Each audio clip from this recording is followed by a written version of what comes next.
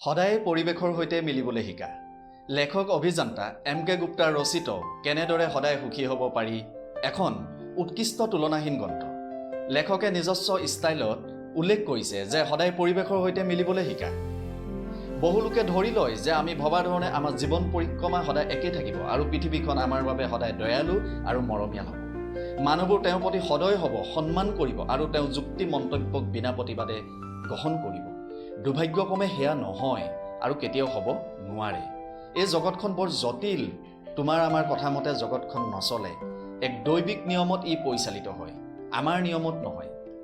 এনে কিছুমান শক্তি আৰু বিষয় আছে যাৰ ওপৰত আমাৰ কোনো নিয়ন্ত্ৰণ নাই। এনেবোৰ কথা আমি মানিবই লাগিব। আমি নিয়ন্ত্ৰণ কৰিব নোৱাৰা কিছুমান প্ৰতিকূল পৰিস্থিতিৰ বিৰুদ্ধে নগৈ পৰিস্থিতি আৰু বিষয় সাপেক্ষে বুজাবুজি কৰাই যোগ।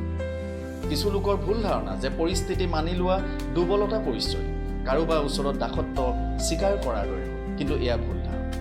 কোনো ব্যক্তি বিশেষৰ সৈতে সৰু হৈ মিলিব পৰাৰ কাৰণে প্ৰচুৰ ইচ্ছা শক্তি প্ৰয়োজন। যুঁজ বাগৰ কাজিয়াৰ কাৰণে নহয়।